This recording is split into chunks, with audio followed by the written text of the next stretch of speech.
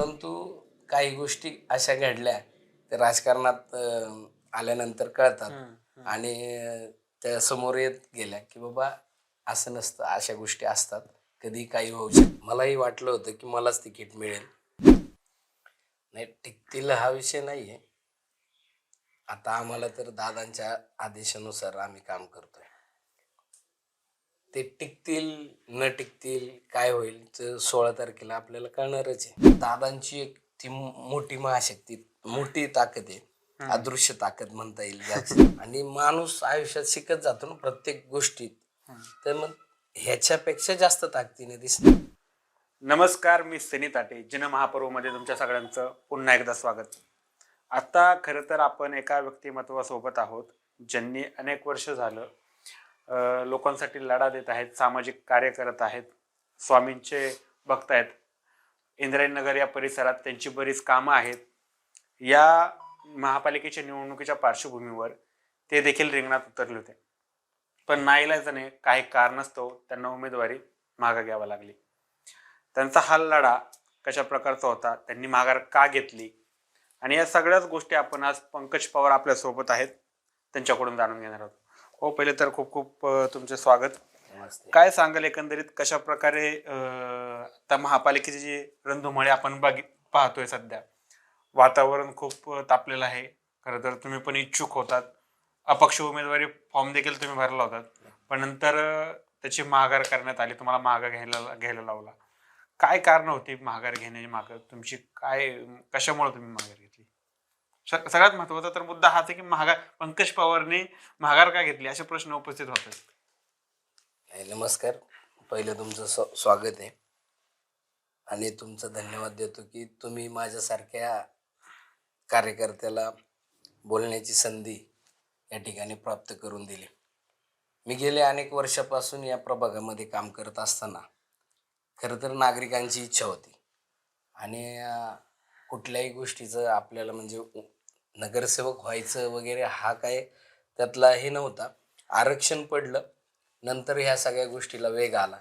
लोकांची इच्छा होती की भाऊ तुम्ही म्हणजे काही नसताना आपण लोकांची कामं करत होतो आणि काम गेले 2002 पासून मी संघर्ष संस्था प्रतिष्ठानच्या माध्यमातून या परिसरामध्ये गणेशोत्सव असेल, नवरात्र उत्सव असेल आणि हिंदू धर्मातील सगळे सण मी साजरे करतो. आणि ते करत असताना लोकांशी एक चांगला संपर्क आहे. लोकांची इच्छा झाली, म्हटले की भाऊ तुम्ही इलेक्शनमध्ये राहिलं पाहिजे, म्हणून खऱ्या अर्थाने ह्या सगळ्या गोष्टी केल्या आणि उमेदवारी अर्ज भरला. त्या ठिकाणी अपक्ष म्हणून उमेदवार पण झालो, बराच प्रचार केला. परंतु काही गोष्टी अशा घडल्या त्या राजकारणात आल्यानंतर कळतात आणि त्या समोर येत गेल्या की बाबा असं नसतं, अशा गोष्टी असतात, कधी काही होऊ शकतं. म्हणून काही गोष्टी घडल्या आणि मी आदरणीय महेशदादांचा कार्यकर्ता आहे. महेशदादा स्पोर्ट क्लबचं स्थापना ज्यावेळेस झाली त्या काळापासून मी दादांचा कार्यकर्ता आहे. अनेकांना माहीत नसेल किंवा अनेकांना ह्या गोष्टी माहीत पण नाहीत. अनेकांना वाटतं की 2014ला दादा आमदारकीला इलेक्शनला उभे राहिले आणि आमदार झाले तेव्हापासून बरेचसे लोक जोडलेत म्हणून हा तेव्हाच आहे. पण मी 2004च्या नंतर दादा नगरसेवक झाले पहिल्यांदा आणि त्यांनी महेशदादा स्पोर्ट क्लब स्थापन केलं, स्पोर्ट फाउंडेशन. हा, तर त्या काळापासून मी त्यांच्या सोबत आहे, त्यांचा कार्यकर्ता आहे. कदाचित हे अनेकांना माहीत नाही आणि तेव्हापासून मी दादांचा म्हणजे भक्तच आहे. का माहीत नाही, मी त्यावेळेस म्हणजे आम्ही मोशीकर ते भोसरीकर, तसा पाहिला तर ते नगरसेवक भोसरीचे होते. तसा आमचा आणि त्यांचा काही संबंध नव्हता, पण माझा ट्रान्सपोर्ट व्यवसाय होता. मी भोसरी MIDC मध्ये असायचो आणि एक त्यावेळेस यंग डायनामिक पर्सन, ते असे एकदम फेमस आयडल म्हणता येईल, ते आवडायचे. तर तेव्हापासून मी त्यांना फॉलो, त्यांचा चाहता होतो. आणि दादांनी सांगितलं की बाबा पंकज थांब, आपल्याला आता हे नाही करायचं. तर दादाच्या सांगण्याने उमेदवारी त्या ठिकाणी मी मागे घेतली. दादांच्या पुढे सांगण्यावरून जाता येत म्हणजे नाही. आमदार साहेबांच्या सांगण्यावरून तुम्ही माघार घेतली. हो. बरं, आपण आता बघतोय की तुम्ही ज्या प्रकारे सामाजिक काम करता, अनेक वर्षापासून काम कार्यरत आहे, ते 2000 मला वाटतं 2 नंतर तुम्ही कार्यरत झालात सामाजिक कार्य करण्यासाठी. लोकांचे प्रश्न अनेक वेळा सोडवत असतात. ज्यावेळेस प्रभाग रचना झाली त्यावेळेस आरक्षण सोडत झाली त्यावेळेस पुरुषांसाठी एस सीची जागा सोडण्यात आली. त्यावेळेस पंकज पवार यांचं नाव प्रामुख्यानं पुढे आलं होतं की बाबा या कार्यकर्त्याला तिकीट देण्यात यावं भाजपचं. पण काय वाटतं तुम्हाला, काय राजकारण घडले की मुळात 1 नंबरचा जो तिकीट मिळवण्याचा हक्कदार होता त्याने आज अपक्ष उमेदवारी भरून परत अर्ज मागे घेतला? काय वाटतं तुम्हाला, यामध्ये काय राजकारण घडलं असेल? नाही, राजकारण नाही म्हणता येणार. कसं आहे, समोर जो उमेदवार आहे तो मोठ्या ताकदीचा होता आणि भारतीय जनता पार्टीकडे तिकीट मागणारे आम्ही तसे 9 जण होतो. पण 3 जण म्हणजे फुल रेसमध्ये होते आणि त्यातूनही माझं नाव पुढं येत होतं. मलाही वाटलं होतं की मलाच तिकीट मिळेल. प्रत्येकाला असं वाटतं, साहजिकच आहे, आपणच खूप ताकदवर, कदाचित त्या ह्याने मला वाटत असेल. पण समोरचा व्यक्ती जो आहे, समोरच्या पार्टीकडनं जे आहे ते विद्यमान नगरसेविका होत्या त्या आणि ताकदवर आहेत, त्यांचं काम आहे.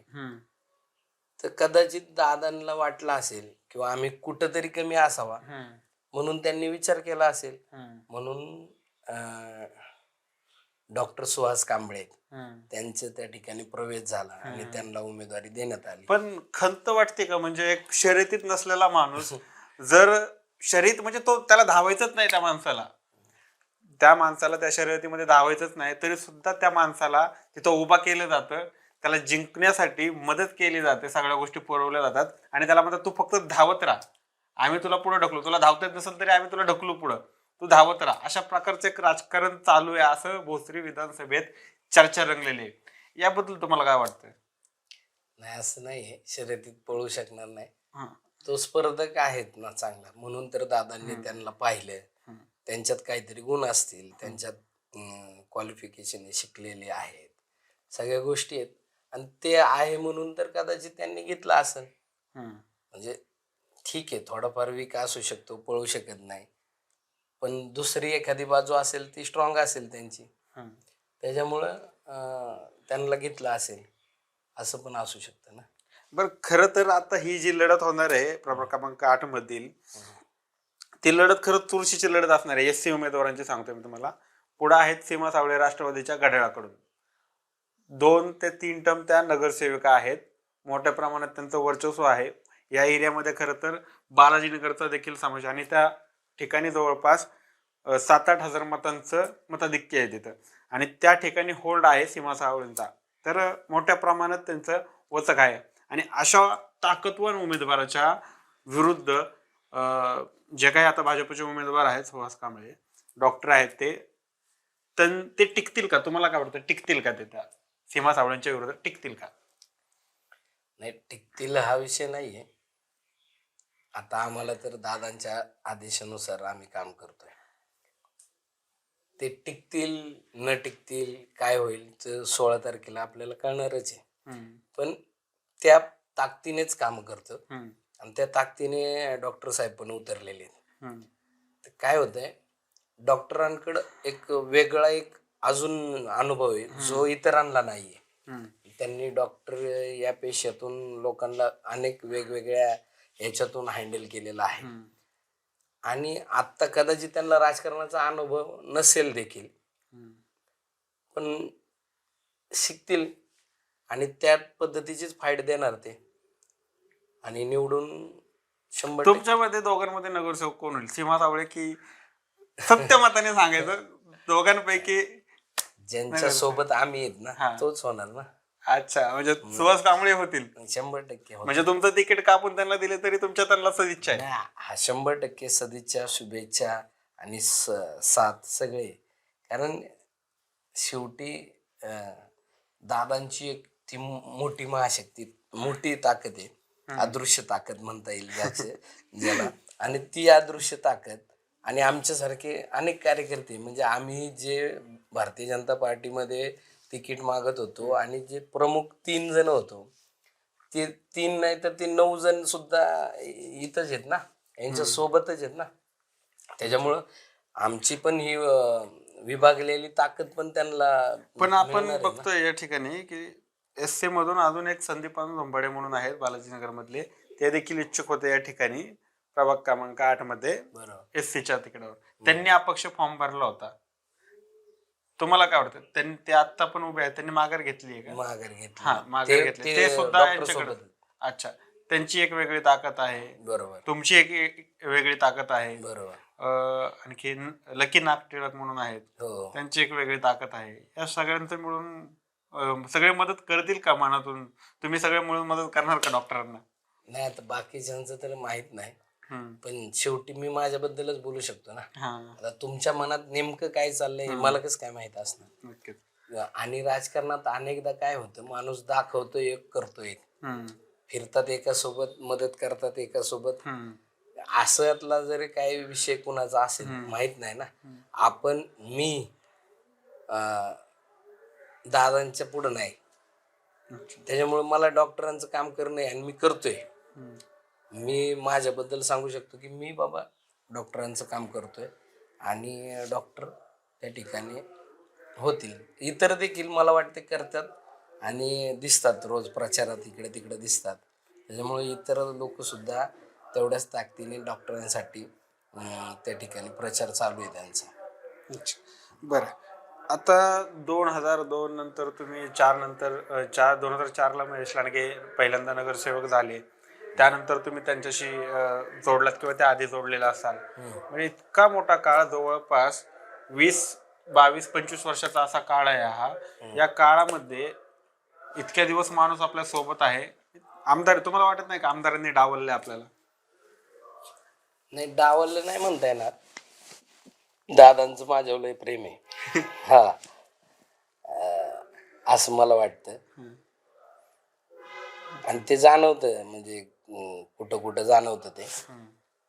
पण काय होतं, काही प्रसंग असे असतात ना समोर, तर इच्छा असताना किंवा काही गोष्टी असताना असे काहीतरी निर्णय घ्यावा लागतात. आणि मी कुठंतरी, आणि इलेक्शन म्हणजे आर्थिक सगळ्या गोष्टी पण बघणं गरजेचं आहे. आता माझा संपर्क आहे, मी खूप जुना कार्यकर्ता आहे, किंवा ह्या आमच्या संतनगर मोशी प्राधिकरण असेल, इंद्रायणी नगर असेल, लांडगे नगर असेल आणि खंडेवस्ती बालाजीनगर सेक्टर 12, इकडं माझा सगळा ट्रान्सपोर्ट धंदा होता. त्याच्यामुळे MIDC मध्ये मी होतो. खंडेवस्ती आणि बालाजीनगर सगळा मित्रपरिवार वगैरे आहे. पण तरी सुद्धा हा कुठंतरी कमी पडेल आणि आत्ताची सिच्युएशन नाहीये, म्हणून दादांनी ते केलं असेल. दादांचा कार्यकर्ता मी आहे, साहजिक मला वाटतच होतं की दादांनी मलाच तिकीट द्यावं, मला ताकद द्यावी. जी डॉक्टर साहेबांना ताकद लावणार आहे, तुम्ही जी 100% ताकद लावणार आहे, माझ्यासाठी 10% ताकद लावावं लागली असती, असं सगळं वाटतं. पण शेवटी ते जुने आहेत ना राजकारणामध्ये आणि त्यांना सगळ्या गोष्टी माहीत असतात. कदाचित त्या सगळ्या ह्यांनी अभ्यास करूनच त्यांनी ते केले ना. मला डावलला हा विषय नाही, करतील माझ्यासाठी पण काहीतरी. बर, असं आता यालाच एक जोडून प्रश्न आहे. तुम्ही म्हणले की करतील काहीतरी माझ्यासाठी, बरोबर, ठीक आहे. आपण बघतो की निवडणुकीच्या पूर्वी अनेक उमेदवार उभे राहतात, अनेक उमेदवारांची मनधरणी केली जाते, अनेक जण माघार घेतात पक्षासाठी किंवा कुठल्या गोष्टीसाठी. यावेळी प्रत्येक वेळी आमदार असतील, पक्षश्रेष्ठी असतील, त्या अनेक वेळा त्या उमेदवाराला, जो इच्छुक आहे त्याला अनेक प्रकारचे आश्वासनं देतात. आश्वासनामध्ये पैशांचा असेल किंवा पदाचा असेल किंवा अनेक गोष्टींचा उल्लेख असतो. अनेक प्रकारचे आश्वासनं देतात. असं तुमच्या बाबतीत काय घडलं का? तुम्हाला कुठल्या प्रकारचं आश्वासन देण्यात आलंय का? नाही, आश्वासन नाही म्हणता येणार. दादांनी मला सांगितलं, मी त्या गोष्टी केल्या. सर सुद्धा, कार्तिक सर, आदरणीय दादांचे छोटे बंधू आहेत, कार्तिक सर सुद्धा मला भेटले, बोलले आपल्याला डॉक्टरांसाठी काम करायचं वगैरे वगैरे, सगळ्या गोष्टी घडल्या. तर आश्वासन असं काही नाही, माझी काय कामं तर काय असतात, हम्म, पण आहे ती कामं व्हावीत. हम्म, माझ्यासारखा कार्यकर्ता इतक्या वर्षापासून तुमच्यासोबत जोडलेला आहे. हम्म, काय होतं, मी पाहतो अनेकदा अनेक मंडळी जी आहेत हम्म, ती कधी काळी आहेत ना विरोधात होती किंवा हम्म, विरोधात असतात. हम्म, संघर्षाच्या काळामध्ये नाही का कोण नसतं हो सोबत. हम्म, आणि तुम्हाला आत्ता समजा मी नगरसेवक म्हणून उभा राहिलो आणि त्यावेळेस सोबत कोण नसतं, निवडून आल्यावर आपाप सगळी म्हणजे गुळाला मुंगळे जसे चिकटतात ना अशी खूप मंडळी असतात. हम्म, ते पद आल्यानंतर तुम्हाला माणसं बोलावं लागत नाही, ती आपाप जोडली जातात. अशातली काही लोक आहेत की जी कधी काळी दादाची नव्हती पण ती आत्ता आहेत, हरकत नाही. मग आमच्यासारख्या कार्यकर्त्यांचा मला खात्री आहे दादांच्या डोक्यात आणि दादांकडे सगळा हिशोब असतो. दादांना माहिती आहे हा पोरगा किती वर्षापासून आपल्यासोबत आहे, यांनी काय मागितलं कधी काय. मी आजपर्यंत वैयक्तिक एकही काम दादांकडं सांगितलं नाही, केलं नाही. ज्या काही गोष्टी असतील ती मी सार्वजनिक लोकांची कामं घेऊन जायचो पहिलं दादांकडं, तीच करून घ्यायचो. माझं वैयक्तिक एकही काम मी कुणाकडून केलं नाही, नगरसेवकाकडून नाही आणि दादांना पण सांगितलं नाही. त्याच्यामुळे ह्याचा कुठंतरी हिशोब असेल का नाही, नक्की. तर त्या लोकांना सगळ्या गोष्टी माहीत असतात आणि ते हिशोब करतील कधी ज्यावेळेस योग्य वेळ येईल ती, हम्म, की बाबा नाही प्रामाणिक आहे आपल्या सगळ्या गोष्टींना हम्म, त्यांनी हे केलेलं आहे, तर करतील. नाही तर आजकाल इलेक्शन पुरतं बाहेर येतात, खर्च करतात, थोडे बॅनरबाजी करतात, अमुक करतात तमुक करतात, नंतर दादा आम्हाला स्वीकृत नगरसेवक पद द्या, हे द्या ते द्या, मी एवढं केले, मी तेवढं खर्च केलाय. तर अशा सगळ्या गोष्टी होतात. हे आता निवडणुकीला ज्या अर्थी मी इलेक्शनला उभा आहे आणि आरक्षण पडल्यापासून मी काम करतोय, त्यांना माहिती आहे ना काहीच फुकट होत नाही आजकाल. हम्म, तर खर्च झालाय म्हणजे काय मी सांगितलं पाहिजे का माझा एवढा खर्च झालाय, त्यांना कळतंय, त्यांनी तेच करत करत एवढे मोठे झालेत ना. तर तो खर्च झालाय झालाय काय अशी काय आमची चर्चा झाली नाही किंवा असं काही त्यांनी आश्वासन नाही दिलं, पण मला माहिती आहे त्यांना त्याची पूर्ण खात्री आहे आणि काहीतरी माझ्याबद्दल चांगलाच त्या ठिकाणी ते विचार करतील भविष्यामध्ये. बर. आता आपण बघितलं तुम्ही अपक्ष फॉर्म भरला होता. हम्म. अपक्ष फॉर्म भरल्यानंतर म्हणजे विचार काय होता डोक्यात की बाबा आता दादांनी तर तिकीट ऑलरेडी आपलं कापलेलं आहे, ठीक आहे, सुहास कांबळेला तिकीट दिलं, सगळ्या गोष्टी काढल्या, मग अपक्ष फॉर्म भरण्याचा हट्ट का, म्हणजे मग तुम्ही त्यावेळेसच माघार का नाही घेतली? नाही, मी अपक्ष फॉर्म भरला नव्हता. हम्म, मी फॉर्म भरला होता हा पक्षाच्या नावानेच भरला होता. अच्छा, भारतीय जनता पार्टीचंच फॉर्मवरती नाव होतं. अच्छा, आणि मला का माहीत नाही पण शेवटपर्यंत असं वाटत होतं की मला माझा विचार केला जाईल. हम्म, जरी डॉक्टर साहेबांची प्रवेश झाला, हम्म, परत सगळ्या गोष्टी घडल्या, हम्म, विचार केला प्रवेश झाला म्हणजे तिकीट थोडी फायनल झालं. हा विचार करून शेवटपर्यंत मी अपक्ष नव्हता भरला. माझ्याकडं फॉर्म होता अपक्ष भरलेला, मी सबमिट नव्हता केला, तो गाडीतच आहे. भारतीय जनता पार्टीच्या नावानेच मी फॉर्म भरला. पण ज्या वेळेस तुम्हाला एबी फॉर्म नाही भेटत त्या पक्षाचा, तर तो डायरेक्ट तुमचा अपक्ष म्हणून अपक्ष हे होतो consider आणि नंतर तुम्हाला जाऊन त्या ठिकाणी चिन्हाचा ह्याचा त्याचा उल्लेख करून ते करावं लागतं. तर त्याच्या आधीच म्हणजे झालं, तो अपक्ष झाला. पण दादांचं आमचं बोलणं झालं सांगितल्याप्रमाणे आणि मग ते मी माघार घेतली असं. अच्छा, ठीक आहे. आता आपण बघतोय की बरेच दिवस झाला तर तुम्ही हे काम करताय, राजकारणात आलात, राजकारणामध्ये पहिल्यांदाच निवडणुकीच्या रिंगणात उतरण्याचा विचार केला. अशा अनेक युवा आहेत आता जे राजकारणामध्ये यायचंय त्यांना, ते मोठ्या प्रमाणात इच्छुक आहेत की बाबा आम्ही पण राजकारण करावं, पण जर असं दाबलं गेलं एखाद्या युवा कार्यकर्त्याला, तर युवकांनी काय संदेश घ्यायचा याच्याबद्दल, तुम्हाला काय वाटतं, युवकांना काय संदेश देतात तुम्ही? नाही, युवकांना संदेश मी तर म्हणेन खरं सगळ्यांनी राजकारणात आलं पाहिजे युवकांनी आणि चांगल्या लोकांनी राजकारणात आलं पाहिजे. काय होतं आपल्याला वाटतं की हे आपलं काम नाहीये किंवा इथं आपलं काही होणार नाही, हे असं वाटतं आणि आपण म्हणून घेतो, म्हणूनच सगळ्या गोष्टी घडतात. चांगल्या लोकांनी राजकारणात आलं पाहिजे आणि चांगल्या लोकांनी त्या ठिकाणी म्हणजे राजकारणात येऊन चांगली कामं केली पाहिजे. युवकांनीच आलं पाहिजे. इथून पुढं तर युवकांनीच राजकारणात यायला पाहिजे खऱ्या अर्थानं आणि चांगले हे केलं. तुम्ही आलेच नाही तर तुम्ही म्हणजे आपण ज्या ह्याच्यात नसतो त्याच्यावर बोलण्याचा अधिकारच नाही आहेत ना तुम्हाला. हम्म. तुम्ही राजकारण अमुक आहे, राजकारण तमुक आहे, राजकारण वाईट आहे, राजकारण हे ते अशा सगळ्या गोष्टी बोलतो. तर अधिकार कसा आहे? तुम्हाला अधिकार हम्म. काही लोक तर मतदान बी करत नाही हम्म. आणि मग म्हणतात असं झालं आणि तसं. आता तुझा संबंधच नाही, अधिकारच नाही तुझा. मतदान करत नाही, तुला बोलायचा अधिकार नाही. बरोबर. तर तुम्ही लोकांनी उतरलं पाहिजे. सगळ्यांनी राजकारणामध्ये आलं पाहिजे आणि ही राजकारणाची परिभाषा जी आहे, जे आता जे लोकांना दिसतंय, हे कुठंतरी चित्र बदललं पाहिजे नक्कीच. बर, ठीक आहे. आता शेवटचा प्रश्न असा की आता पुढे चालून आता तर वेळ निघून गेलेली आहे पूर्ण. पुढच्या आता 5 वर्ष तुम्हाला वाटच बघायची आहे. बरोबर. वाट बघण्याशिवाय काहीच नाही. पुढच्या जर निवडणुकीला आम्हाला पंकज पवार पुन्हा एकदा मैदानात दिसतील का? 100% दिसतील. याच ताकदीने? 100% याच्यापेक्षा जास्त ताकदीने. आता अनुभव मिळाला ना बऱ्यापैकी. तर त्या काही गोष्टी न करता हम्म. ज्या करायला पाहिजे त्या करणार, ज्या नाही करायला पाहिजे त्या नाही करणार. हम्म. आणि माणूस आयुष्यात शिकत जातो ना प्रत्येक गोष्टीत. हम्म. तर मग ह्याच्यापेक्षा जास्त ताकदीने दिसणार. जर असं काही घडलं, चित्र आरक्षण अमुक तमुक सगळ्या गोष्टी जुळून आल्या तर 100% असणार पंकज पवार, काहीच विषय नाही. आणि फक्त सेवा. माझा मला वाटतं माझा जन्मच सेवेसाठी झाला काय नाही. मी स्वामींचा भक्त आहे आणि तुम्ही पाहता असेल तर स्वामींच्या मंदिराच्या माध्यमातून म्हणजे अनेक कार्यक्रम करतो मी.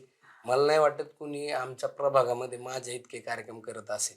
म्हणजे मी कोण लय मोठा किंवा भारी लागून गेलो अशातला भाग नाही. पण मी वर्षात 12 कार्यक्रम करतो मोठे. म्हणजे तसा रेशो काढला तर तुमचं महिन्याला एक कार्यक्रम आहे. आणि माझ्या एका कार्यक्रम आणि प्रत्येक कार्यक्रमाला अन्नदान असेल, हे कार्यक्रम करत असताना आपण समाजाचं काहीतरी देणं लागतो. म्हणून मी समाज उपयोगाचे त्याच्यात उपक्रम करतो. मग ते रक्तदान शिबिर असेल,